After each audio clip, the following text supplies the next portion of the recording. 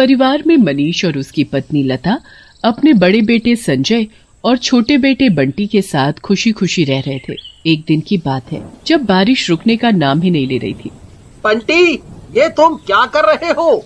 मैं कागज की नाव बना रहा हूँ। मैं इसे बाहर पानी में तैराऊंगा, बहुत मजा आएगा। संजय बंटी की नाव बनाने में उसकी मदद करता है और जब बंटी की नाव बन जाती है तो वो बहुत खुश हो जाता है। भैया, मैं बाहर खेलने जा रहा हूँ। हाँ हाँ, क्यों नहीं। तभी उसे पीछे से किसी की आवाज आती है। बंटी पीछे मुड़कर देखता है तो एक औरत बहुत सारे गुब्बारे हाथ में लिए खड़ी होती है। बंटी पे इतने सारे रंग बिरंगे गुब्बारे देखकर बहुत खुश हो जाता है। आओ बेटा, मेरे पास आओ, देखो मेरे पास कितने सुंदर सुंदर गुब्बारे हैं। चुड़ैल, डरो मत बेटा, मेरे पास आओ, मैं बहुत अच्छी चुड़ैल हूँ। चुड़ैल की बातों में आकर बंटी उसके पास चला जाता है। चुड़ैल उसको गुब्बारा देने के बहाने पकड़ लेती है और उसे हवा में लेकर उड़ जाती है। ये मुझे कहाँ ले जा रही हो? छोड़ दो, मुझे जाने दो। चुड़ैल उसे अपने साथ एक खंडहर से घर में ले जाती है जहाँ चारों तरफ गुब्बारे ही गुब्बारे होते हैं। इतने सारे गुब्बारे। ये गुब्बारे नहीं है, ये तो बच्चे हैं, बच्चे, मेरे प्यारे प्यारे बच्चे, जैसे तू है मेरा प्यारा बच्चा। चुड़ैल बंटी को पकड़कर उस पर जादू करती है। उसके बाद वो उसे एक गुब्बारे में बदल देती है और उसे भी बाकी गुब्बारों के साथ कमरे में लगा देती है। कितने अच्छे लग रहे हो तुम सब, ऐसे चुपचाप हवा में लहराते हुए। पर अभी तो मुझे और बहुत सारे गुब्बारे चाहिए। ये तो अभी भी कम है। अब मुझे और बच्चों की तलाश करनी होगी ताकि मेरे पास और ज्यादा गुब्बारे इकट्ठे हो सके। बहुत सारे गुब्बारे, बहुत सारे। चुड़ैल यहाँ बंटी को गुब्बारा बना देती है और उसका भाई संजय उधर उसके लिए परेशान हो रहा था। संजय बंटी को ढूंढने बाहर जाता है पर बंटी कहीं नहीं मिलता। फिर संजय की नजर बंटी की नाव पर पड़ती है जो पानी में तैर रही होती है। पर अजीब बात तो ये कि उस नाव पर एक गुब्बारा बंधा हुआ होता है। ये तो बंटी की नाव है, पर उसकी नाव पर ये गुब्बारा कैसा? सब लोग बंटी को एक एक जगह जाकर ढूंढते हैं पर बंटी का कुछ पता नहीं चलता। कुछ दिन में सब इस बात को मानने लगते हैं कि बंटी कभी वापस नहीं आएगा, पर संजय इस बात को मानने को तैयार नहीं होता। एक दिन अपने कमरे में बंटी की उस नाव को हाथ में पकड़े उसे देख रहा होता है। बेटा संजय, तुम कब तक ऐसे उदास रहोगे? हमने इस बात को मान लिया है कि बंटी कभी वापस नहीं आएगा। नहीं माँ, वो आएगा, वो जरूर आएगा। मैं उसे ढूंढ कर लाऊंगा।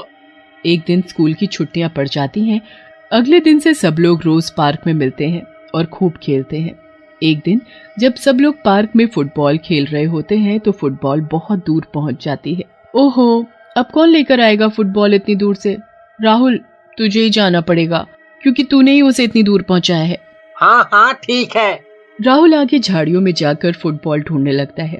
कुछ देर बाद उसे फुटबॉल दिख जाती है, पर वो जैसे ही फुटबॉल को उठाने लगता है वो अपने आप आगे चली जाती है। ये फुटबॉल अपने आप बार बार आगे कैसे चली जाती है? रुक। राहुल फुटबॉल के चक्कर में आगे निकल जाता है जहाँ चुड़ैल गुब्बारे लेकर खड़ी होती है। चुड़ैल, डरो मत मुझसे बेटा, मेरे पास आओ, मैं तुम्हें कुछ भी नहीं कहूंगी। राहुल चुड़ैल की बातों में आकर उसके पास चला जाता है। चुड़ैल उसको गुब्बारा देने के बहाने पकड़ लेती है और अपने साथ उड़ाकर अपने घर ले जाती है। वहां वो राहुल को एक गुब्बारा बना देती है और वहीं घर के एक कोने में लगा देती है। और इधर पार्क में संजय और सविता राहुल का इंतजार करते रहते हैं। बहुत देर बाद भी जब राहुल फुटबॉल लेकर वापस नहीं आता तो दोनों उसे ढूंढने निकल पड़ते हैं। कुछ दूर झाड़ियों के पास उनको अपनी फुटबॉल पड़ी मिलती है और उस फुटबॉल पर एक गुब्बारा भी बंधा हुआ होता है। नहीं नहीं, ये नहीं हो सकता।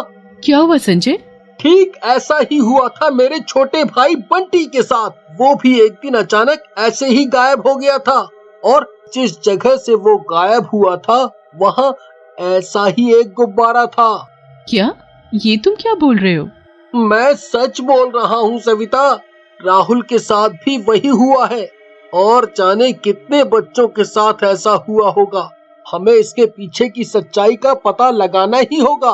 पर कैसे? कल से हम उन जगहों पर घूमेंगे जहाँ बच्चे खेलते हैं, तभी शायद हम उसको ढूंढ पाएं जो बच्चों को गायब कर रहा है। अगले दिन सविता और संजय हर उस जगह पर घूमने लगते हैं जहाँ बच्चे होते हैं। मैं पानी की बोतल लेकर आता हूँ, तुम यहीं बेंच पर मिलना। संजय पानी लेने चला जाता है और तभी सविता को एक आवाज सुनाई देती है। गुड़िया, मेरी प्यारी गुड़िया, आओ आओ मेरे पास। सविता इधर उधर देखती है पर उसे कोई नहीं दिखता, पर एक पेड़ के पास बहुत सारे गुब्बारे दिखते हैं। वाह, कितने सुंदर और रंग बिरंगे गुब्बारे हैं। सविता उन गुब्बारों के पास जाने लगती है। वो उस पेड़ के पास पहुंचकर उन गुब्बारों को छूकर उनसे खेलने लगती है। तभी संजय पानी की बोतल लेकर आता है, पर सविता बेंच पर नहीं होती। वो तो एक पेड़ के पास खड़ी गुब्बारों से खेल रही होती है। गुब्बारे, कहीं सविता किसी खतरे में तो नहीं? मुझे अभी उसके पास जाना होगा। संजय सविता के पास पहुंचता है। इतनी देर में चुड़ैल पेड़ के पीछे से बाहर निकलती है और सविता का हाथ पकड़कर उसे हवा में अपने साथ ले जाती है और पेड़ के पास एक गुब्बारा छोड़ देती है। चुड़ैल, मतलब ये वही है जो सब बच्चों को उठाकर ले जाती है। मुझे जल्दी से इसका पीछा करना होगा। संजय अपनी साइकिल उठाता है और उस चुड़ैल का पीछा करने लगता है। छोड़ो, मुझे जाने दो मुझे प्लीज। इतनी मुश्किल से तो तुझे पकड़ा है, तो ऐसे कैसे जाने दूं? तो ऐसे कैसे छोड़ दूं? अब तो तुझे मैं हमेशा अपने पास रखूंगी। चुड़ैल उड़ते हुए अपने घर पहुंच जाती है और सविता को अपने साथ घर के अंदर ले जाती है। संजय अपनी साइकिल बाहर खड़ी कर देता है और चुपके से खिड़की से अंदर झांक कर देखने लगता है। पूरा घर रंग बिरंगे गुब्बारों से भरा हुआ होता है। ये इतने सारे गुब्बारे, आखिर ये चुड़ैल इतने सारे गुब्बारों का करती क्या है? और वो सारे बच्चे कहाँ हैं जिनको ये चुड़ैल पकड़ कर लाती है? आखिर मेरा भाई बंटी कहाँ है? चुड़ैल सविता को पकड़कर उस पर जादू करना शुरू कर देती है। छोड़ दो मुझे, प्लीज जाने दो। चुप कर, समझी? चुड़ैल सविता के ऊपर जादू करके उसको एक गुब्बारे में बदल देती है और उसी घर में लगा देती है। संजय ये सब देखकर हैरान रह जाता है, पर अब उसे सब समझ आ चुका होता है कि कैसे उस चुड़ैल ने बंटी के साथ साथ बहुत सारे बच्चों को अपने जादू से गुब्बारा बनाकर अपने घर में कैद कर रखा होता है। मतलब ये सब गुब्बारे दरअसल में बच्चे हैं, पर मैं इन सबको कैसे आजाद करूं और कैसे वापस इंसान बनाऊं? चुड़ैल सारे गुब्बारों को छू छू कर बड़ी खुश होती है और फिर वो एक सबसे बड़े गुब्बारे के पास जाती है जो उसने एक अलग कमरे में रखा हुआ होता है। वो ताला खोलकर उस गुब्बारे के पास जाती है और उस पर जादू करने लगती है। मैं जितने गुब्बारे इस घर में लगाऊंगी तू उतना ही बड़ा होता जाएगा, और जितना बड़ा तू होगा उतनी मैं शक्तिशाली। मुझे तुझे सबसे दूर रखना होगा, क्योंकि अगर तुझे कुछ हुआ तो मैं खत्म और सब आजाद। उसके बाद चुड़ैल उस कमरे में वापस ताला लगाकर चाबी को एक मटके के अंदर छुपा देती है और एक नए बच्चे की तलाश में घर से बाहर चली जाती है। चुड़ैल के जाते ही संजय घर के अंदर घुस जाता है। बंटी, बंटी, मेरे भाई, देख मैं आ गया तुझे बचाने। तू कहाँ है मेरे प्यारे भाई? संजय को कुछ समझ नहीं आता कि सारे गुब्बारों में से उसका भाई बंटी कहाँ है। ऐसे ढूंढने का कोई फायदा नहीं है। मुझे उस बड़े गुब्बारे को ही फोड़ना होगा जिसमें शायद उस चुड़ैल की जान है, और तभी सभी बच्चे गुब्बारों से इंसान बन पाएंगे। संजय जल्दी से मटके से चाबी निकालता है और कमरे का ताला खोलकर बड़े गुब्बारे के पास पहुंच जाता है। उसके बाद वो उस गुब्बारे को फोड़ने की कोशिश करता है, पर वो गुब्बारा इतना शक्तिशाली होता है कि किसी भी नुकीली चीज से नहीं फूटता। संजय ने गले में हनुमान जी का एक लॉकेट पहना हुआ होता है। संजय फिर उस लॉकेट को निकालता है, जिससे एक बार मारने पर ही वो गुब्बारा फूट जाता है और चुड़ैल का अंत हो जाता है। उसके बाद सभी गुब्बारे बच्चों में बदल जाते हैं।